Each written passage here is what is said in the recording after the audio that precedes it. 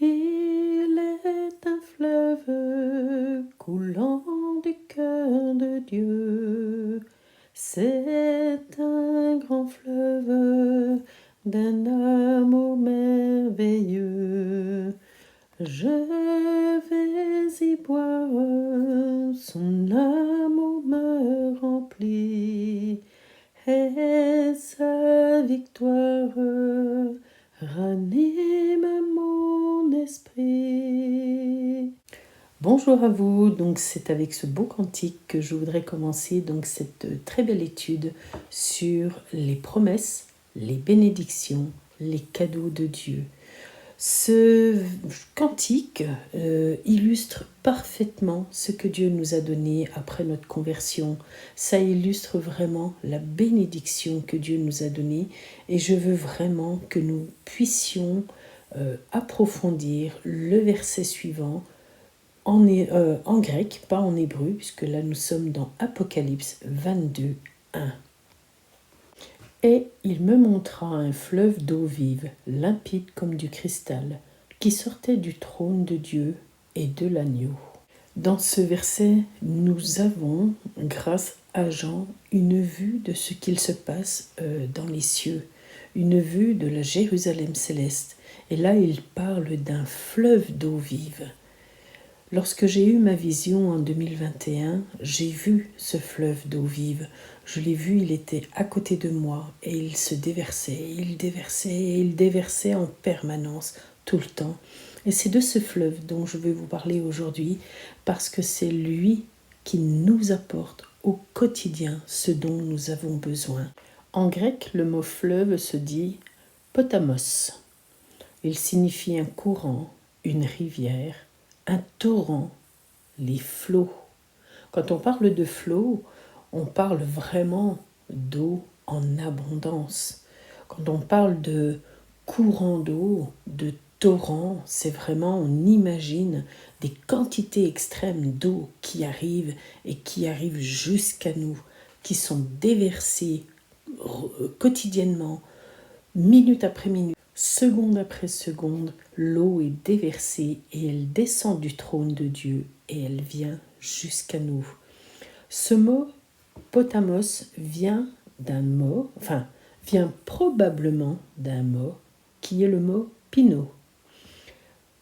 Au début, ce mot signifie boire, c'est-à-dire que l'eau vive qui descend du trône de Dieu, c'est de l'eau que nous buvons, que nous devons ingérer, qui doit entrer dans notre corps, qui doit pénétrer nos cellules. Ce mot signifie au sens figuré recevoir dans l'âme ce qui sert à la rafraîchir, la fortifier, la nourrir jusqu'à la vie éternelle. Vous vous rendez compte de ce que ça signifie ? À partir du moment où nous devenons enfants de Dieu, cette eau entre en nous et elle nous donne la vie éternelle.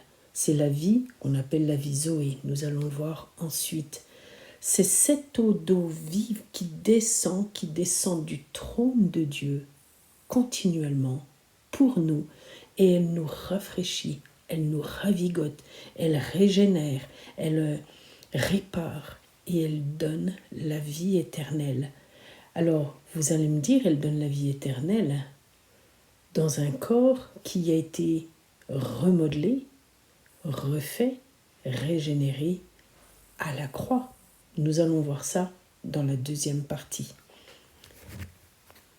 Le mot potamos vient également d'un autre mot qui est potos, qui signifie une beuverie, faire la fête. Alors vous allez me dire, qu'est-ce qu'une beuverie vient faire là au milieu ? On n'est pas dans une orgie ou autre chose. Non, ça signifie vraiment, il faut voir le côté positif de ce mot, ça signifie vraiment boire en excès. Il n'y a pas de limite. Rien n'est limité avec l'Éternel. Du moment où Dieu nous a donné son amour, c'est illimité. c'est en abondance. Nous n'avons pas de limite dans les bénédictions de Dieu. Nous n'avons pas de limite dans la régénérescence. Nous n'avons pas de limite dans la gloire, la victoire, la paix, l'amour, la joie. Il n'y a aucune limite. Dieu nous donne et nous donne. C'est vraiment une beuverie dans le bon sens. Et non seulement c'est une beuverie dans le bon sens, mais ça nous dit faire la fête. C'est-à-dire que nous sommes dans la joie. Nos yeux, nos corps, nos mains, notre attitude doivent rayonner la joie de notre Seigneur. Est-ce que vous savez que la première chose que Dieu a donnée à Jésus, c'est la joie? Lorsqu'il est arrivé sur terre, la première chose que Jésus a eue, c'est la joie. Eh bien, il en est de même pour nous. La première chose que nous recevons lorsque nous sommes enfants de Dieu, c'est la joie. Puisque des fleuves d'eau vive descendent sur nous, nous en buvons en excès. Et ce fleuve, cette eau vive vient vraiment nous donner la paix, la joie, la sérénité, la sainteté, etc. C'est ce que la parole nous enseigne. Le fleuve d'eau vive, c'est quoi? C'est la vie éternelle. Le mot Zoé, que vous avez sans doute déjà entendu parler, ce mot Zoé, signifie aussi l'état de celui qui possède de la vitalité ou qui est animé. Toute âme vivante, la plénitude absolue de vie. Plénitude absolue de vie, c'est fort tout de même, à la fois essentielle et morale, qui appartient à Dieu et à Christ, dans lequel le Logos, c'est-à-dire la parole de Dieu, a mis la nature humaine. Ce mot signifie aussi la vie réelle et véritable, une vie active et vigoureuse, vouée à Dieu, bénie, même dans ce monde, pour ceux qui mettent leur confiance en Christ, et qui aboutira, après la résurrection, à de nouvelles accessions dans un corps parfait et pour l'éternité. Cette eau qui vient du ciel, qui descend du trône de Dieu, est fondamentale. Elle est en excès, elle est en abondance, elle est là pour nous donner la vie éternelle. À partir du moment où vous vous convertissez, vous avez la vie éternelle. C'est quelque chose de fondamental, de primordial. Ce mot insiste sur le fait que nous avons de la vitalité, de la plénitude.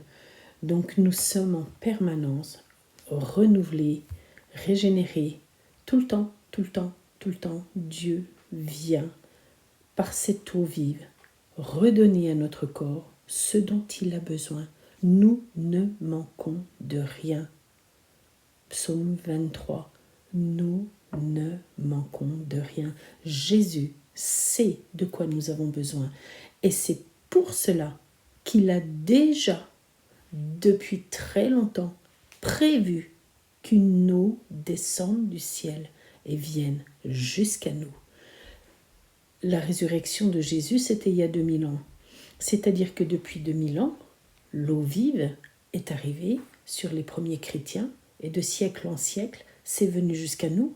Nous avons un tout petit temps sur terre et en fait, dans ce petit temps, à partir du moment où nous nous convertissons, l'eau descend sur nous. Elle a déjà été prévue depuis très longtemps. Jésus savait avant même que nous arrivions sur terre ce dont nous avions besoin. Nous n'avons pas besoin de lui demander. Non, puisqu'il l'a déjà prévu.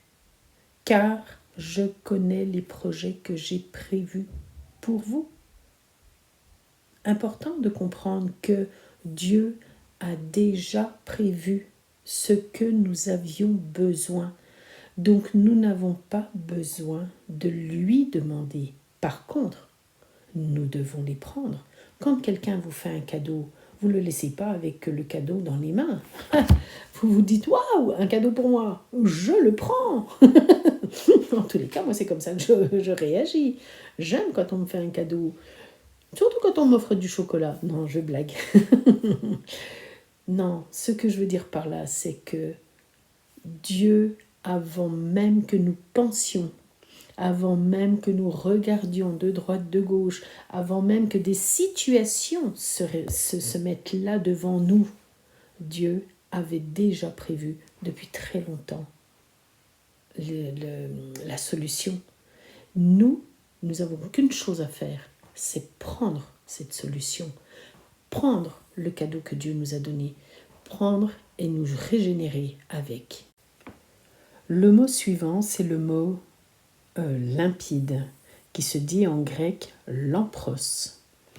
Lampros signifie aussi transparent, brillant, clair. C'est très intéressant parce qu'en fait, à partir du moment où cette eau vive descend à nous, tout doucement, tranquillement, notre corps devient pur, devient transparent. Les choses deviennent plus claires, les choses deviennent brillantes. Nous allons, je l'ai écrit dans un message ce matin, nous sommes un peu comme des lucioles et nous brillons là où nous sommes. Une luciole, c'est une petite bébête avec de la lumière au bout. Eh bien, nous sommes pareils.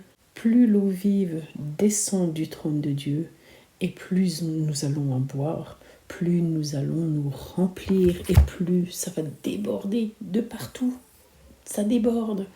Et nous allons nous purifier. C'est ce que nous avons vu dans une autre étude de la purification, de la sanctification que j'avais intitulée l'oignon, souvenez-vous, où l'Éternel, jour après jour, permet que nous puissions nous purifier, nous sanctifier. C'est cette eau vive qui va permettre cela. C'est cette eau vive qui est claire et qui va venir prendre de la place dans notre vie, nos cellules, et notre âme et notre esprit, et tout va devenir pur, limpide.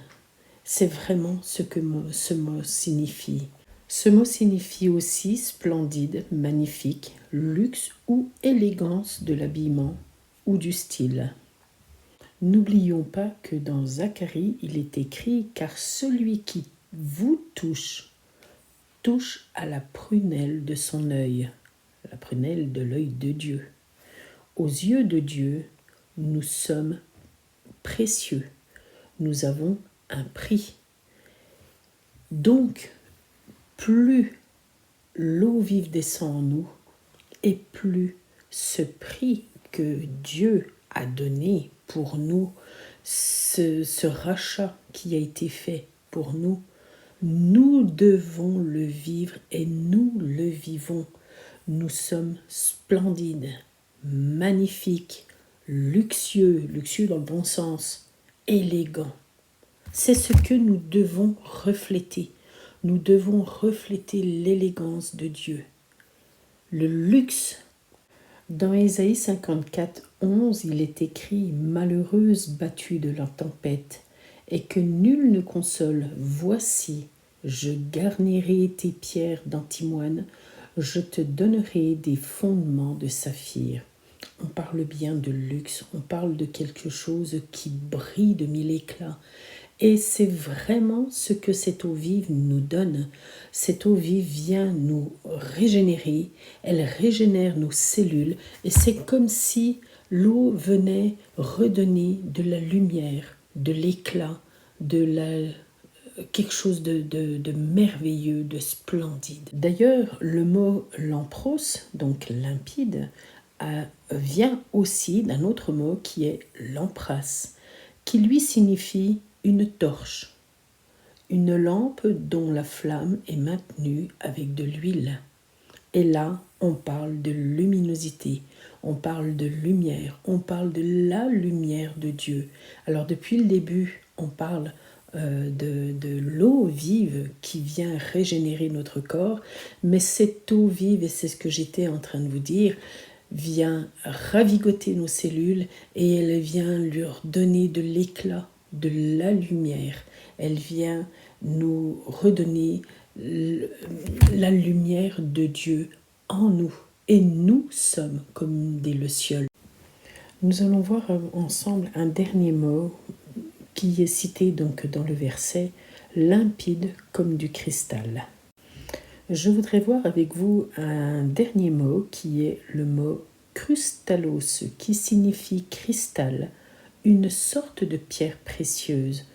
Nous avons déjà entendu parler de cristal dans Apocalypse 1. Souvenez-vous, la mer de cristal qui est sous le trône de Dieu. Qu'est-ce que représente cette mer de cristal? Les enfants de Dieu. La mer de cristal qui est sous le trône de Dieu, c'est nous. Et là, il est écrit que cette eau vive est limpide comme du cristal.